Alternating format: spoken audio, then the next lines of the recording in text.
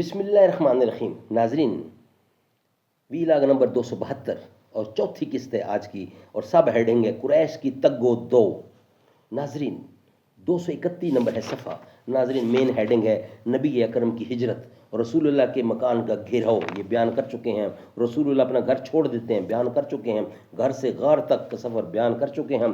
غار کے اندر کا حال بھی دے چکے ہیں. اب قریش کی تگ و دو یہ ہم آپ کے سامنے رکھنے جا رہے ہیں. اس کتاب کا ٹائٹل ہے الرحیق المختوم، سیرت النبی صلی اللہ علیہ وسلم پر دنیا بھر میں اول انعام یافتہ یہ کتاب ہے، اور اس کتاب کے رائٹر ہیں مولانا صفی الرحمان مبارک پوری. ناظرین، رابطہ عالم اسلامی مکہ مکرمہ کے زیر اہتمام منعقدہ سیرت نگاری کے عالمی مقابلے میں اول آنے والی عربی کتاب کا یہ ہے اردو ترجمہ جو ہم آپ کے سامنے رکھ رہے ہیں. بسم اللہ الرحمن الرحیم.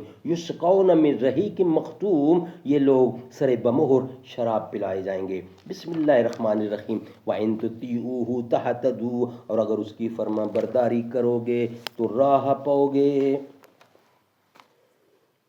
قیامت ہے کہ فطرت سو گئی اہل گلستان کی، نہ ہے بیدار دل پیری نہ ہمت خواہ برنائی. دل آگاہ جب خوابیدہ ہو جاتے ہیں سینوں میں، نواگر کے لیے زہر اب ہوتی ہے شکر خانائی. نواگر کے لیے زہراب ہوتی ہے شکر خائی. باتوں سے ہوا شیخ کی حالی متاثر، رو رو کے لگا کہنے کہ اے صاحب اجاز، جب پیر فلک نے ورق ایام کا الٹا، جب پیر فلک نے ورق ایام کا الٹا، آئی یہ صدا پاؤ گے تعلیم سے اعزاز. ناظرین، چوتھی قسط آج کے لحاظ سے قریش کی تگ و دو. ادھر قریش کا یہ حال تھا کہ جب منصوبہ قتل کی رات گزر گئی اور صبح کو یقینی طور پر معلوم ہو گیا کہ رسول اللہ ان کے ہاتھ سے نکل چکے ہیں، تو ان پر گویا جنون طاری ہو گیا. انہوں نے سب سے پہلے اپنا غصہ حضرت علی مرتضیٰ شیرے پر اتارا. آپ کو گھسیٹ کر خانہ کعبہ تک لے گئے اور ایک گھڑی زیر حراست رکھا کہ ممکن ہے ان دونوں کی خبر لگ جائے. لیکن جب حضرت علی سے کچھ حاصل نہ ہوا تو ابو بکر کے گھر آئے اور دروازہ کھٹکھٹایا. حضرت اسما بنت ابی بکر برآمد ہوئیں. ان سے پوچھا تمہارے ابا کہاں ہیں؟ انہوں نے کہا خدا مجھے معلوم نہیں کہ میرے ابا کہاں ہیں. اس پر کمبخت خبیث ابو جہل نے ہاتھ اٹھا کر ان کے منہ پر تھپڑ مارا. ان کے رخسار پر اس زور کا تھپڑ مارا کہ ان کے کان کی بالی گر گئی. اس کے بعد قریش نے ایک ہنگامہ اجلاس کر کے یہ طے کیا کہ ان دونوں کو گرفتار کرنے کے لیے تمام ممکنہ وسائل کام میں لائے جائیں. چنانچہ مکے سے نکلنے والے تمام راستوں پر خواہ وہ کسی بھی سمت جا رہا ہو، نہایت کڑا مسلح پیرا بٹھا دیا گیا. اسی طرح یہ اعلان عام بھی کیا گیا کہ جو کوئی رسول اللہ اور ابو بکر صدیق کو یا ان میں سے کسی ایک کو زندہ یا مردہ حاضر کرے گا، اسے ہر ایک کے بدلے 100 اونٹوں کا گراں قدر انعام دیا جائے گا. اس اعلان کے نتیجے میں سوار اور پیادے اور نشانات قدم کے ماہر کھوجی نہایت سرگرمی سے تلاش میں لگ گئے اور پہاڑوں، وادیوں اور نشیب و فراز میں ہر طرف بکھر گئے، لیکن نتیجہ اور حاصل کچھ نہ رہا. ناظرین، تلاش کرنے والے غار کے دہانے تک بھی پہنچے، لیکن اللہ اپنے کام پر غالب ہے. چنانچہ صحیح بخاری میں ہے کہ حضرت انس رضی اللہ سے مروی ہے کہ صدیق اکبر نے فرمایا میں نبی کے ساتھ غار میں تھا، سر اٹھایا تو کیا دیکھتا ہوں کہ لوگوں کے پاؤں نظر آ رہے ہیں.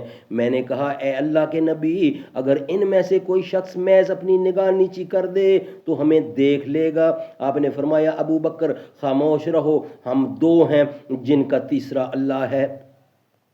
ایک روایت کے الفاظ یہ ہیں ما ظنک یا ابی بکر بس نئی نے اللہ ثالثھا. ابو بکر، ایسے دو آدمیوں کے بارے میں تمہارا کیا خیال ہے جن کا تیسرا اللہ ہے؟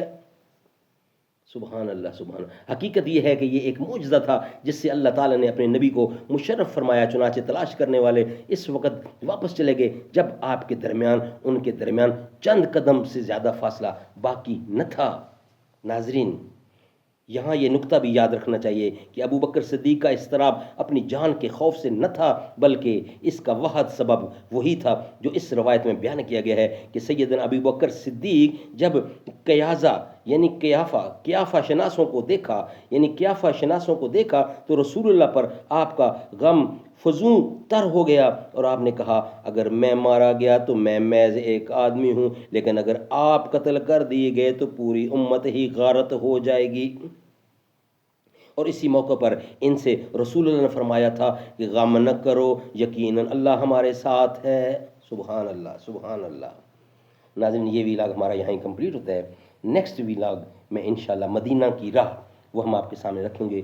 یہ تھا چوتھا ویلاگ جو کمپلیٹ ہوا، 273 اور 5ویں قسط، اور ہیڈنگ ہوگا مدینہ کی راہ میں، وہ ہم آپ کے سامنے رکھیں گے نیکسٹ ویلاگ یعنی کمنگ ویلاگ کی صورت میں۔ بے خود کیے دیتے ہیں انداز حجابانہ، عادل میں تجھے رکھ لوں اے جلوہ جانانا۔